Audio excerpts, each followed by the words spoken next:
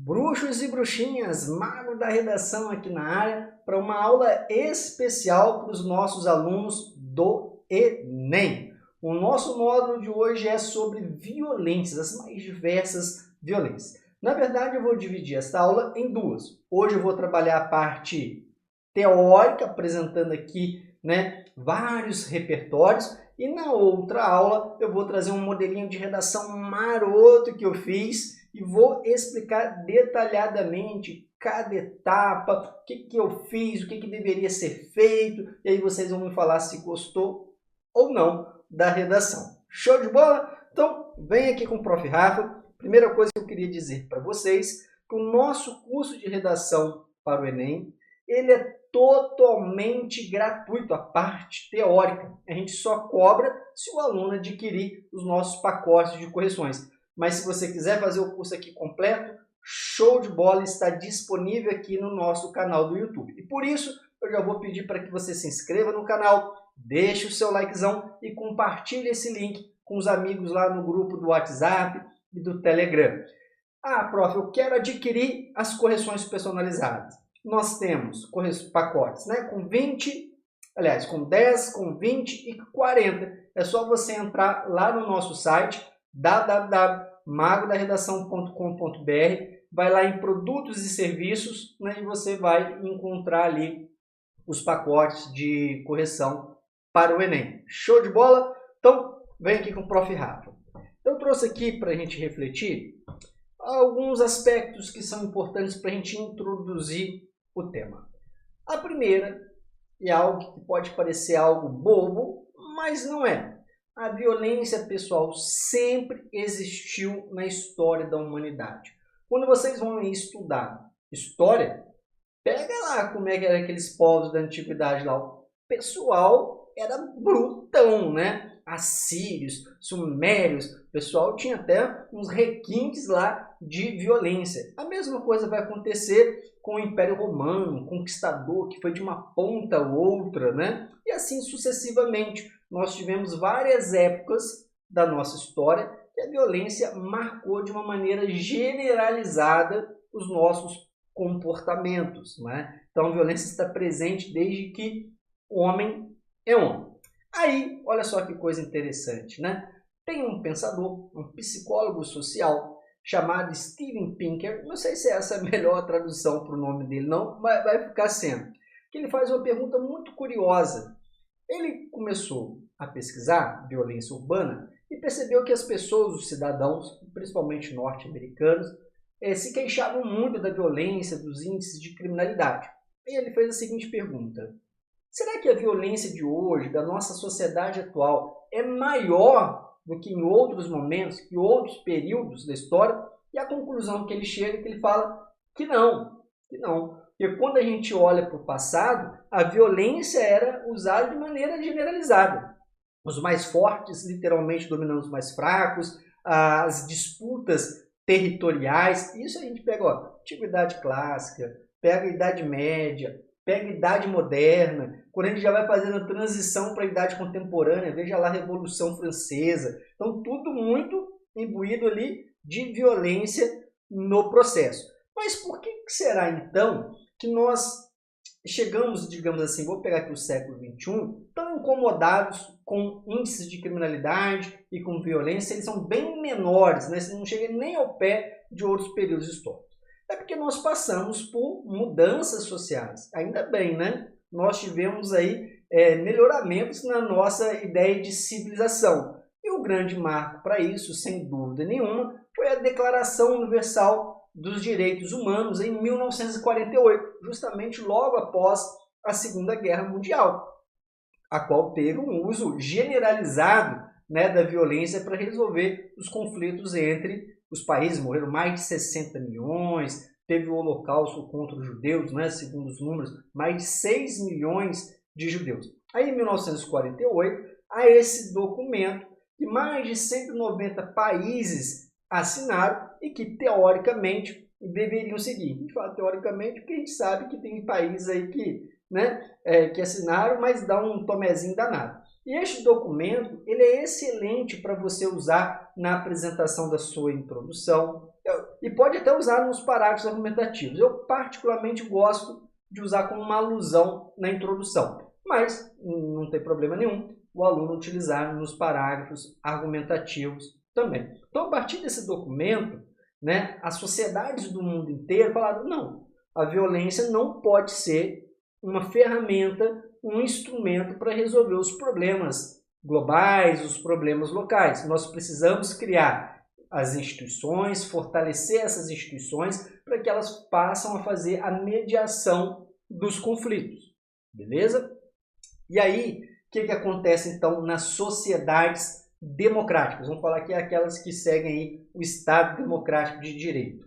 O limite da violência é justamente os limites jurídicos legais determinados pelo pacto social. Então, aquilo que tipifica violência, aquilo que tipifica o que se pode usar dessa violência de uma maneira legítima e aquilo que vai incorrer em crime está disposto num conjunto de leis, né, que é o pacto social, que são elaborados pelos representantes do povo e que serão interpretados e julgados pelo Poder Judiciário, quando assim houver a necessidade. Bem, aí é o seguinte, vamos agora debruçar em algumas teorias, né? O primeiro que eu queria destacar aqui para a gente refletir é o conceito de anomia social de Emile Durkheim. Muitos alunos do Enem adoram de montão o Durkheim, até mesmo porque vocês estudam isso em sociologia. Espero que estudem, né? A sociologia tem que ensinar lá o pai da sociologia, o cara que transformou a sociologia numa cadeira acadêmica, foi o primeiro professor lá na França, né? O Emile Durkheim falava o seguinte, a violência urbana é uma anomia social. Por que é uma anomia social? Porque ela desintegra o tecido social. Ela faz com que a sociedade não funcione como deveria funcionar, né? Então, isso serve para vários outros assuntos. Violência contra a mulher, né? Violência contra os idosos, guerra às drogas. Isso tudo pode ser considerado anomia. Tudo que gera uma desintegração, tudo que faça perder a coesão, não textual, a coesão social, isso é considerado como anomia e as violências urbanas podem ser classificadas como esse quadro. Uma outra reflexão é o monopólio da violência pelo Estado do Max Weber, que aí cai direitinho no Estado democrático de direito. Quem que tem um monopólio da violência? Eu? Você? Não. Somente o Estado tem um monopólio da violência. Isso por meio dos seus agentes, né, da segurança pública. Aí pega o policial militar, polícia civil, polícia federal, polícia rodoviária federal, agente penal, né, o policial penal, agora não é mais agente, agora é policial penal. Todos eles possuem, dentro das suas regras, a possibilidade de utilizar violência. E veja, não é qualquer tipo de violência. Não é o uso da violência que deu na cabeça lá do policial. Não. Tem um Estado democrático de direito, um conjunto de leis e procedimentos que permite este profissional se defender ou atacar quando outras pessoas estão em perigo. Ele não pode exceder, ele não pode abusar da sua autoridade. Então, embora o Estado tenha um monopólio da violência, também responde àqueles limites jurídicos, tá bom? Violência contra grupos minoritários, né? Quando a gente olha o índice de violência no Brasil, isso vai atingir, sobretudo, os grupos denominados minoritários. Minoritários aqui não é em quantidade, mas em consolidação, em exercício dos seus direitos. Então, mulheres, pretos, né? Comunidade LGBTQIA+. E quando a gente olha para os índices, é justamente esse grupo denominado de minoritários que são alvo de violência. Né? É uma coisa incrível no Brasil. Diversos dados mostram que a comunidade LGBTQIA+, no Brasil é a que mais sofre violência no mundo, e morte mesmo. Né? Quando a gente pega a questão da população preta, e aí são dados curiosos, né? Porque se alguém fala que não existe racismo no Brasil, é só olhar esses dados. Você pega lá, né, vamos supor, o perfil do preso no Brasil, que são dados do IFOPEM. Você pega, que a maioria são de 18 a 29 anos, 60 e poucos % de pessoas pretas. E esses 60% de pessoas pretas praticamente quase a metade são jovens de 18 a 29 anos, sem instrução. A maioria não tem nem o ensino fundamental, Então isso mostra as desigualdades impactando nesses índices de criminalidade. Poderíamos também utilizar aqui para a gente pensar essa violência como racismo estrutural, né, que acaba gerando a violência institucional. Os jovens negros sofrem muito mais abordagens e agressividade da polícia, a discriminação mesmo generalizada. Poderíamos também falar de necropolítica, que é um conceito do filósofo camaronês Achille Mbembe. Também não sei se essa é a pronúncia do nome dele não, mas vai ficar sendo, né? Ele fala o seguinte: já pararam para pensar que o Estado tem o poder de deixar morrer ou até mesmo de matar? E olha como que ele é provocativo. E ele vai pegar o exemplo da guerra às drogas no mundo inteiro. O Estado, com esse compromisso de guerra às drogas, para dar uma resposta rápida para a sociedade, principalmente classe média, que isso gera muitos votos, né, acaba realizando operações que matam pessoas inocentes. E onde que acontecem essas operações? Na maioria das vezes, nas chamadas comunidades, na periferia, né? E aí passa o trator. Morrem crianças, pessoas que não têm nada a ver com os traficantes, que não tem nenhuma relação. Então aquilo ali seria o Estado matando diretamente, em nome da guerra às drogas, né? Como se isso fosse uma motivação maior para entrar dessas formas que a gente vê aqui no Brasil, e ainda algumas pessoas aplaudem isso, né? Isso é extremamente curioso. E deixar morrer. Como é que o Estado deixa morrer? Veja, onde que está a melhor infraestrutura? Os serviços de saúde, por exemplo. Né? Eles chegam nas comunidades? Não, né? Os serviços, se a gente pega aí, por exemplo, o exemplo do Rio de Janeiro, a zona oeste do Rio de Janeiro, totalmente dominada por milicianos. Então, isso é deixar morrer uma série de pessoas, né, que estão naquela situação de vulnerabilidade, que no caso brasileiro, grande parte dessa população é de pessoas pretas. Mulheres, também poderíamos refletir aqui sobre as mulheres. Infelizmente, ano a ano, nós temos aí diversos índices aumentando de violência contra a mulher.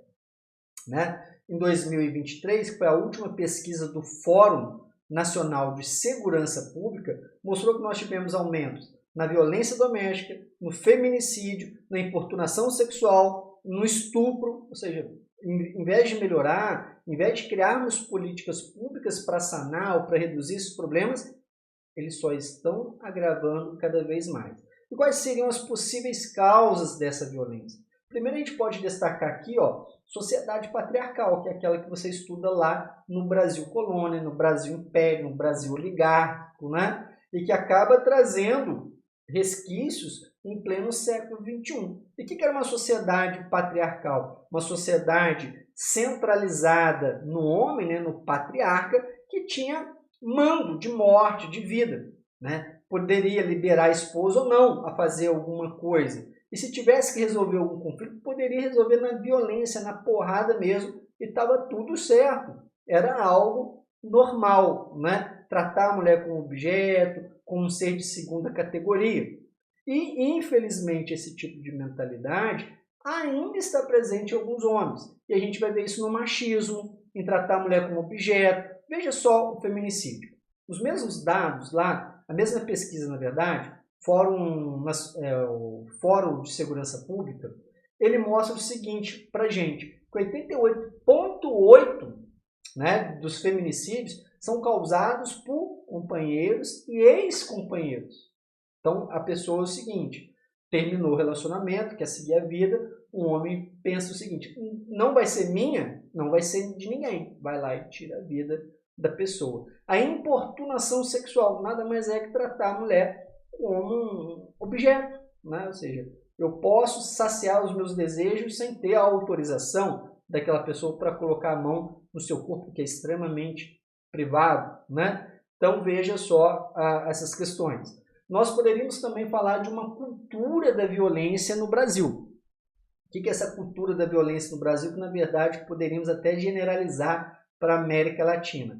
É aquele comportamento de resolver os conflitos dos mais bestas aos mais complexos na porrada. Então, se eu brigo com o vizinho, eu quero resolver no grito, na violência. Se eu estou no trânsito, eu também quero resolver na violência verbal, na violência física, em vez de nós procurarmos as instituições responsáveis, né, que seria o Poder Judiciário, a Segurança Pública, para mediar determinado conflito, para não cair numa barbárie, né? E também as desigualdades de gênero no trabalho, no espaço doméstico. Inclusive foi o último tema, aliás, foi o tema de 2022 do Enem, né, que falou do trabalho doméstico. Isso é um fato. Hoje as mulheres se empoderaram, foram para o mercado de trabalho, isso já tem algumas décadas, conseguiu o seu espaço, estudar, dar continuidade nos estudos.